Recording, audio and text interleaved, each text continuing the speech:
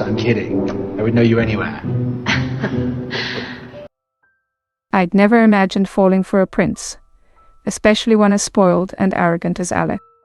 Our history from boarding school was a rocky one, dating back to our teenage years when I had dared to ask him out. His rejection had stung, leaving a bitter taste in my mouth. My name is Tasha, and this is my love story. Years later, fate brought us together again. He was a patient in my pediatrics ward, his leg shattered from a skiing accident, and just like that, I found myself face to face with the man who I'd once had a teenage crush on. His security detail, seeking a secluded location, had chosen our hospital. My initial reaction was one of annoyance. The feeling that he was a spoiled, self-absorbed man-child still lingered in my mind. But deep down I couldn't shake the feeling that I was still hopelessly crushing on him. He was even more devastatingly handsome than I remembered. His features chiseled, and his smile captivating and still as infectious as ever. He's grown into a man. The next morning, as I made my rounds, I found him engaged in a heated argument with his father. Despite the tense atmosphere, I politely asked him to accompany me for the rest of my rounds.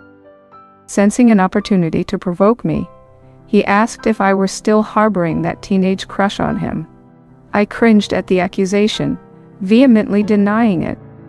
But he pulled out his phone, playing a recording of me gushing about him to my best friend. A wave of embarrassment washed over me as I realized he had been holding on to that info. He apologized for rejecting me back then, a gesture that surprised me. As we walked through the chemotherapy ward, Alec witnessed the sadness in the children's eyes. Moved by their plight, he tried to cheer them up with jokes and playful banter. His genuine effort to bring a smile to their faces touched me, softening my heart. Then my frustration grew and my resentment towards Alec bubbled up, despite his innocence in the matter, after I refused to relocate the kids and was sent home for defying the king's orders. The next day, I returned to work, surprised to find Alec had intervened on my behalf. He had organized a surprise party for the children, filling the ward with joy and laughter. As I watched the children's faces light up, a sense of gratitude washed over me. I realized the depth of his kindness and compassion, a stark contrast to the arrogant prince I had once known. As I treated him, I couldn't help but notice a change in him. I realized that my initial judgment of him had been unfair. He had grown into a caring and thoughtful man. And as I thought about our time together, I couldn't deny the feelings that I had developed for him. From that moment on, our relationship was a whirlwind. We spent countless hours together, sharing laughter, secrets, and dreams. He was everything I had ever wanted in a partner: kind, intelligent, passionate, and incredibly handsome. Later, as I witnessed the children suffering firsthand, I couldn't hold back my tears. Alec, sensing my distress, offered a comforting presence, his words gentle and understanding.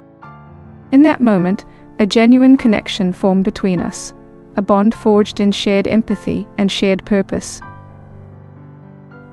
The next day, the children and I organized a farewell party for him. He and I had grown closer during this time, and when he invited me to his family's Christmas charity dinner, my heart pounded with excitement. It was a sign that our relationship was deepening. Then we kissed, a soft, tender kiss, a spark igniting between us.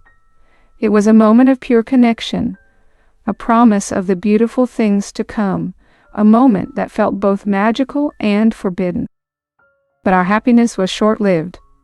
Just as the night was reaching its peak, a woman walked into the room, claiming to be his fiancée. Heartbroken and humiliated, I fled the scene with Alec hot on my heels. I was devastated, feeling as though my heart had been ripped out of my chest.